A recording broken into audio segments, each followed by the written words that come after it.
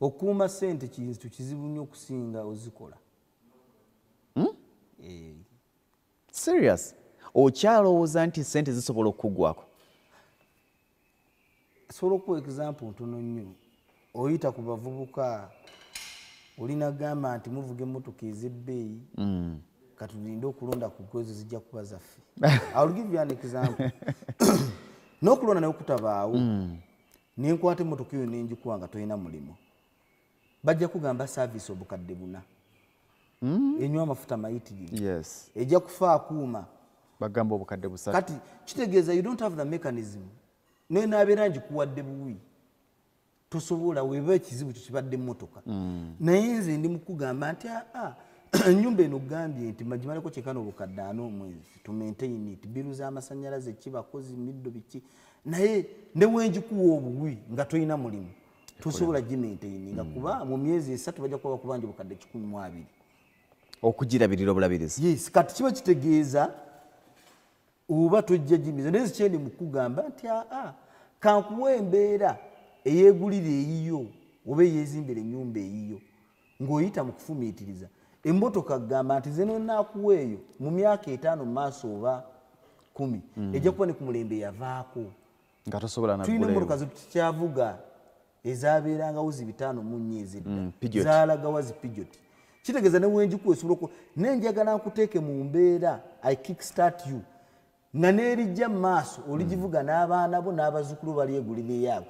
Nekino tukirina kiteeka mu bwongo, tulina kulongoosa bwongo bwa bannayuganda tubagamba nti bannange mulina okwekkiririzaamu, mulina okubeera nga mulina focus and vision, mulina okubeera nga mulina persistence, mulina okubeera nga mulina self responsibility okkiriza nti nze buvunaanyizibwa bwange okwekulakananya ng'omuntu, mulina okubeera nga mulina good listening skills. Omuntu bw'aba ayogera osooka n'omuliza towakanirawo nti ayo hamu talina kyasobola tugamba embeera eyo mbi nnyo.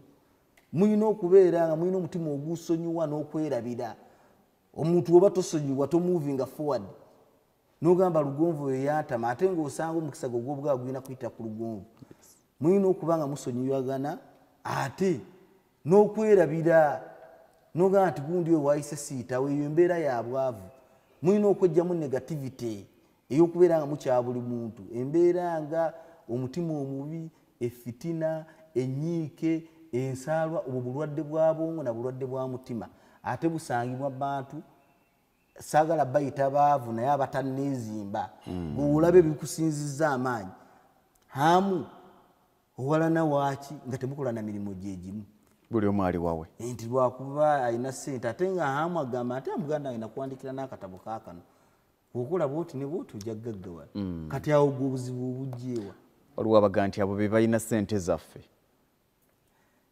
Era nakyo tukiwulira naye era kyekiri kyeggambye tize ssente ezange nkolankole mu empire yange nze capital era bwenvaawo tewali kijja kuddamu kola ki kutambula kugenda maaso. Kyovola anagamba nti ssente bakolankole, ssente tebazibba, ssente tebazisikira kuba nakunnyonnyola wammanga omulundi guli neggamba nti ebintu bino birimu emitendera. Mulimu kye tuyita wealth, mulimu kye tuyita rich, mulimu kye tuyita poor, mulimu kye tuyita failure. Ebintu bino nakunnyonnyola wammanga biri bina. A wealthy person is that akoze Katonda n'amusaasira nga asobola okwetuusaako buli kimu nga he has substantial incomes without liabilities. Ennyingiza ye ennene ne talinaako na liabilities. Kyovola n'owabeera agenza okugula ekintu, it's not a question of affordability, it is a question of desire.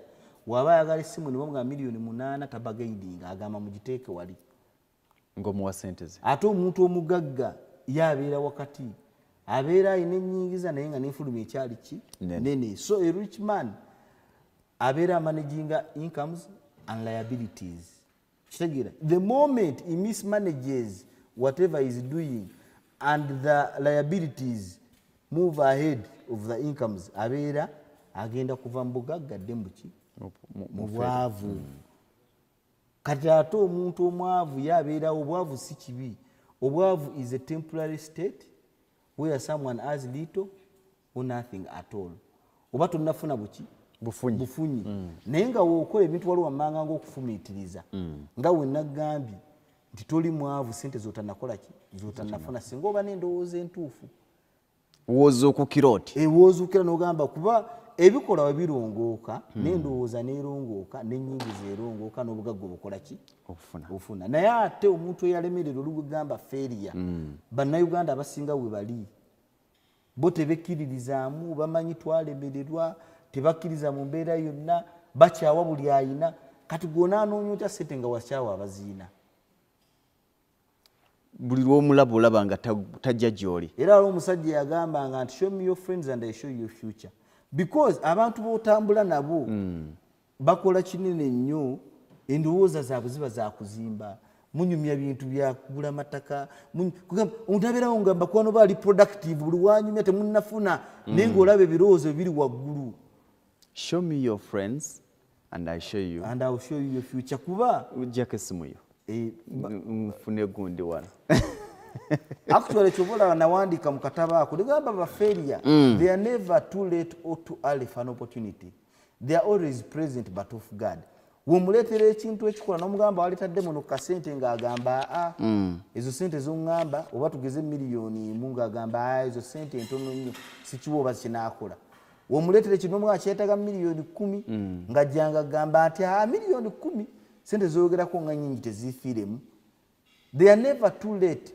or too early for an opportunity but they are always present and off guard they tend to think more than a university professor but do less than a blind man era namukatabo nabiwandiikamu beefuula abalowooza ennyo naye ate nga tebafumiitiriza okulowooza ennyo si kufumiitiriza yes okufumiitiriza is attached to reality nokkakanoga nti kati mbirabye ntegedde ndi mwavu ntandikirawa eyo kyokukkiriza nti oli mwavu kya bugagga nokkiriza nti siina mulimu kati okkiriza nti ndi mwavu kati n'ogamba kati bwavu njagala kubeera mwavu nti nedda nti kati mbukoledde ki ekibuuzo ekyo ekikujja ewaka n'ogenda okole mbadde mbikudde akatabo kano naye wegenda okujja wano ekitusumbuye mu 2020 kyekyokukaabira ebizibu mu balina ebizibu ne batulaga nti ensi yonna eyina ebizibu naye mba mwakamala okukaabira ebizibu nga munywedde n'omwenge mbu okwemalako ennaku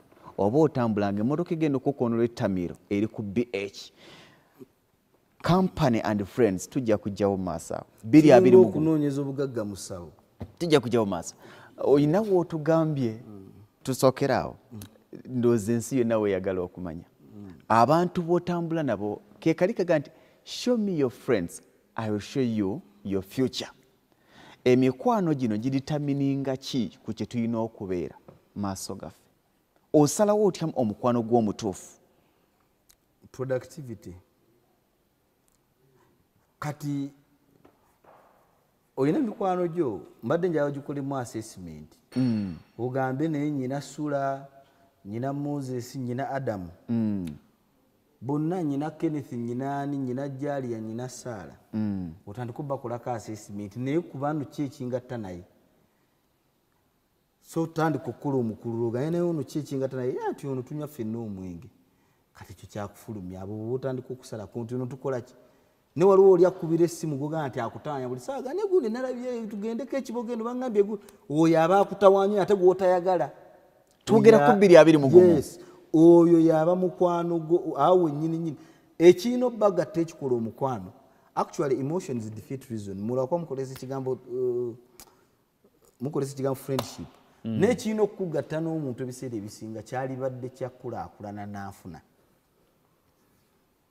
bwe muba temugatta omukwano ogutaliimu productivity si mukwano ebyo biba byanswa ate ogamba oti oli mukwano gwange ne mukusaba ebbiri ez'emmere tosobola zimpa tukaba ffenna tusinda ffenna ennaku gw'omanyidde ennaku yange bali abaala bwe mbagambako bankudaalira bangasaagala kukola buli kaseera bagambira mutamiivu abo tubakyawa nnyo ne twagala ntuga nti wamma tofaayo nange ndi mwavu nanti kati kyembadde gamba wali emmanga nti okwetwalira mu mbeera abavubuka mulina obuzibu mwetwala mu mbeera eyeesaasira buli ssaawa kati woba teweeyambye ani anaakuyamba nze gambye nti obwavu ndowooza kiba kitegeeza niwe naakujja wano ng'endowooza yonfuna enkutwala e London era ojja kusigala n'endowooza y'ekyavu kati nze naakutawuluzaako nti obwavu nga naawe wenyini tosobola kwetaasa omuntu alina okwejja mu bwavu alina kubeera ggwe endowooza yo bw'eba njavu naawe obeera mwavu.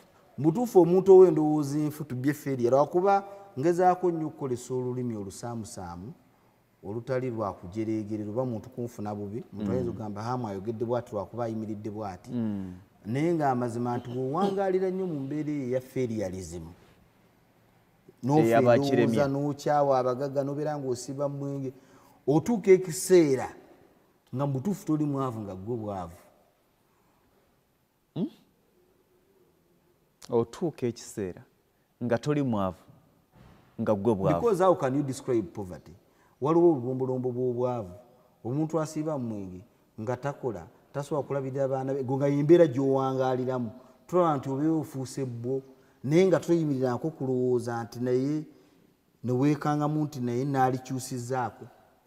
Abantu bangi wakyogedde nti ekisookera ddala kasita omanya nti oli mwavu obugagga kya bugagga okumanya nti oli mwavu. Kyokka abantu bangi tumanya nti tuli baavu ne tumanya nti tuli balwadde ne tugamba nti nze nazaalibwa kuba mwavu ne twematiriza mu mbeera eyo embi.